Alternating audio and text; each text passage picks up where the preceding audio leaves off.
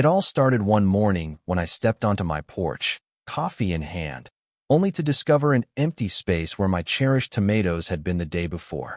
I stood there, frozen, staring at the vacant spot with the kind of dramatic flair you'd expect from a parent grieving the sudden loss of their favorite kid. You might think that's a bit much, but these weren't just any tomatoes. They were my pride, my joy, and honestly, my only break from the monotony of daily life. Plus, gardening beat the cost of therapy any day. As I processed the loss, I cast a suspicious glance around the neighborhood.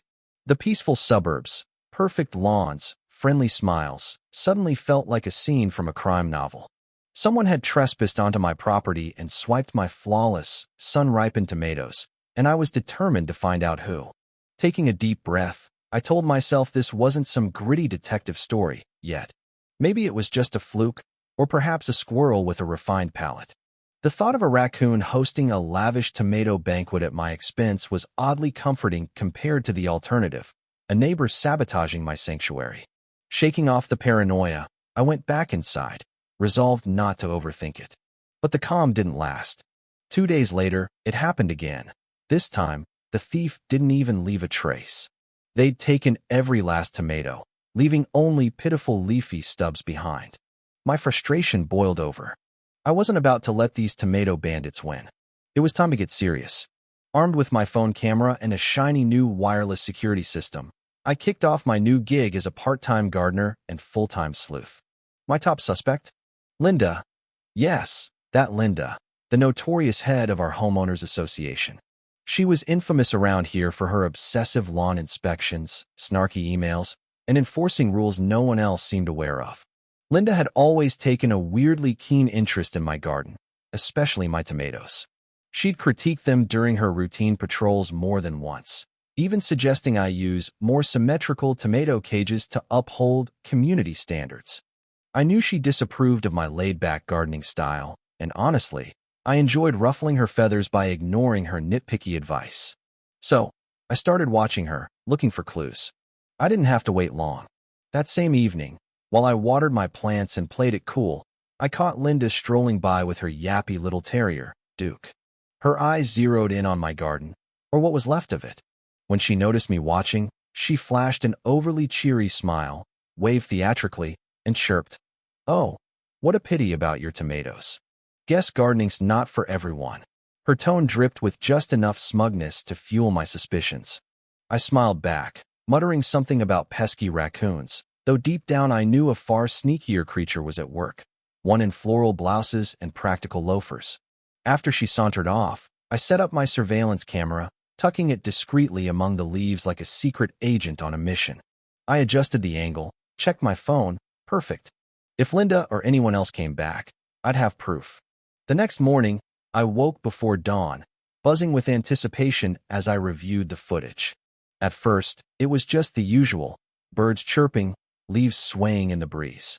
Then, there she was, Linda, decked out in what I can only call her stealth gardening gear, an enormous straw hat, gardening gloves, and neon yellow clogs. She approached my plants like she was browsing a farmer's market, plucked a ripe tomato, and slipped it into a little bag with a smug glance around. My jaw dropped. I was torn between fury, disbelief, and a sudden urge to laugh. It was absurd yet personal. Linda, my HOA archenemy, wasn't just judging my garden. She was stealing its soul. Part of me imagined her hosting a neighborhood tomato salad soiree with my stolen goods, paired with a side of sanctimony. But as the amusement faded, resolve took over. This wasn't petty theft, it was war. And I wanted revenge, something unforgettable. That's when genius hit. Scrolling through my phone, I stumbled on a video, Carolina Reaper Pepper Challenge. Watching grown adults sob, sweat, and turn beet red from the heat, I grinned. This was it. I'd plant Carolina Reapers, some of the hottest peppers on the planet, disguised among my tomatoes. Linda's next heist would be her last comfortable one. My frustration turned to glee as I pictured her biting into a pepper, expecting sweet victory, only to unleash a fiery nightmare. Poetic justice at its finest.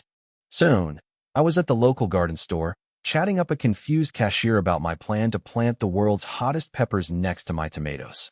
Their raised eyebrows didn't faze me.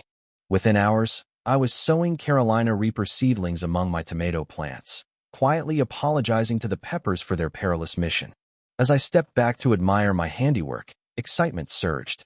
Linda had no clue what was coming, and frankly, neither did I. Little did I know, those fiery little plants would soon spark something way bigger than I'd ever planned. Days passed as I tended my secret weapon with a mix of pride, thrill, and a pinch of guilt. Watching the reapers grow was oddly soothing, knowing their true purpose was vengeance. My tomatoes had been innocent casualties of Linda's greed, but these peppers? They were tiny demons, glowing brighter and angrier each day, like they were gearing up for a fight. Watering them felt risky. Every drop seemed to hiss as it hit the soil, a subtle warning of the pain they'd unleash. Revenge gardening wasn't simple, though. Neighbors started noticing my sudden dedication. My neighbor Tom commented one afternoon, "Wow, you're really stepping up your tomato game, aiming for Gardener of the Year." I laughed nervously, feeling like I'd been caught plotting a heist. Tom didn't need to know about my pepper scheme, but his teasing made me wonder who else was watching. Then came an unexpected snag. Linda dropped by just as I finished hiding the peppers under some cleverly placed leaves. "Interesting fertilizer choice," she called out, peering over the fence with a skeptical squint. Her terrier, Duke, mirrored her judgy vibe. I turned slowly, forcing a smile, my heart pounding like I'd been busted mid-crime. Which, technically, I hadn't, but still. "Just experimenting," I replied, praying my voice didn't crack. Linda stepped closer, ready to launch into one of her unsolicited lectures. "Community guidelines state all plants must be pleasing and safe," she said, wagging a finger like she was reciting scripture. "We wouldn't want to poison anyone, now would we?" She raised an eyebrow, as if she'd somehow sniffed out my plan. I laughed, too loudly, and assured her, "Of course not, Linda." She scanned my garden one last time before leaving, her lavender perfume lingering like a passive-aggressive cloud. After that close call, I sped up my scheme, obsessively tracking the peppers' growth. When they finally ripened, vivid red and pulsing with heat, I couldn't contain my excitement. I positioned the hottest ones near the tomatoes, their fiery allure impossible to resist. The trap was set. My upgraded security camera, now with motion alerts, became my lifeline. Each night felt like a stakeout, my nerves fraying as I watched the live feed. But after days of nothing, I started doubting myself. Had Linda caught on? Then, one evening, my phone buzzed wildly. I grabbed it, hands sweaty, and opened the app. A shadowy figure slipped through my garden gate. My pulse raced, this was it. But as they got closer, I realized it wasn't Linda. It was a kid from down the street. He grabbed a tomato, bit in, and instantly doubled over, fanning his mouth in agony before sprinting to the hose.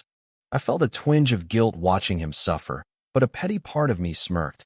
My peppers worked, even if they'd nabbed the wrong thief. Catching a teenage bandit wasn't the win I wanted, though. Linda was still out there, probably planning her next move. Then came another twist. Linda confronted me, waving the HOA handbook, accusing me of overcrowded planting and visual chaos. "Your garden's a mess," she declared, feigning horror. "How can anyone enjoy neighborhood harmony with this unruliness?" Her dramatics almost made me laugh, but they also sparked an idea. If she couldn't resist meddling, maybe I could bait her into fixing it herself. Smiling, I nodded along, secretly plotting. She'd just handed me her weakness, her need to control everything. That night, I rearranged the peppers into a tempting, chaotic mess, whispering into the breeze, "Come and get him, Linda." Little did I know, my defiance was about to ignite a neighborhood firestorm of spice, drama, and hilarity. Harvest Day dawned with a mix of excitement and nerves that turned my coffee into pure adrenaline. The sun barely peeked over the horizon as I stepped outside, the garden shimmering with dew. My Carolina Reapers gleamed like tiny crimson bombs among the tomatoes, ripe and ready to strike. I chuckled at the absurdity. Suburban gardening had morphed into a revenge thriller. I imagined Linda's face when her next theft turned explosive. Would she scream, bolt down the street, or call an emergency HOA meeting? Each possibility felt hilarious and deserved. A flicker of guilt nagged at me. Was this too much? But I brushed it off. Linda had stolen from me first. This was spicy justice. I retreated inside, eyes locked on my phone's live feed. Hours dragged by with no action, and doubts crept in. Had she sensed the trap? Then, just as I was losing hope, I spotted her silhouette at the gate. My heart leapt. Linda crept in, decked out like a cartoon crook. Big sunglasses, gloves up to her elbows, moving with exaggerated stealth. She glanced at my house repeatedly, then reached for a vibrant pepper, mistaking it for a tomato. She bit in, smug as ever. The reaction was instant and glorious. Her eyes bulged, her mouth froze mid-chew, and her smugness melted into pure panic. What followed was chaos. She shrieked loud enough to wake the block, flailing and spraying herself with the hose in a frantic attempt to douse the fire. Her hat landed in the mud as she stumbled, makeup streaked, and screaming about poisoned tomatoes. I laughed so hard I nearly cried, a mix of sympathy and triumph washing over me. Linda bolted, crashing into old Mr. Peters, who'd stepped out to investigate the noise. She snatched his newspaper, fanning her tongue like it'd save her, then sprinted off, yelling about sabotage and lawsuits. By the time she vanished, I was in stitches. But the joy faded when my phone buzzed with an HOA email titled Urgent Garden Incident. Dread hit me. Linda's response was a formal notice accusing me of hazardous gardening and threatening legal action unless I fixed it.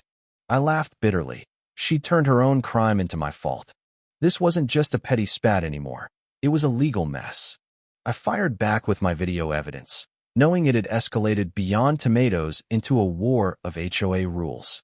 Sleep evaded me that night, my mind racing with what I'd unleashed. The fallout spread like wildfire. By morning, the neighborhood buzzed with laughter and whispers about Linda's meltdown. She'd become a legend, half victim, half villain.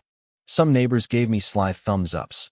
Others glared, loyal to their HOA queen. Tom warned me, she won't let this go. Sure enough, an official HOA letter arrived, demanding I attend a hearing for garden safety violations. Armed with my footage, I walked into the community center, ready to fight. Linda sat there, sunglasses on, playing the wounded martyr. She launched into a tearful tale, calling my peppers weapons and claiming trauma. I presented my case calmly, showing her thefts and spicy downfall. The room erupted. Some gasped, some laughed. Linda shrieked that I'd faked it, sparking a shouting match. Then she waved a horticultural expert report, alleging my peppers were illegal. Panic hit, until Quiet Ellen, the HOA's secretary, stood up. She'd seen Linda stealing for weeks. The tide turned. Exposed, Linda floundered, and the board postponed their ruling. I left, victorious but uneasy. Trust was shattered, and this wasn't over. The neighborhood split into factions, Linda's loyalists versus my quiet supporters. Gardening exploded as a defiant trend, yards blooming with tomatoes and peppers. Linda fought back with petty citations, but I had a new plan. At the farmer's market, I learned of a ghost pepper reaper hybrid, hotter than either. I dove into crossbreeding, setting up a secret greenhouse in Tom's shed.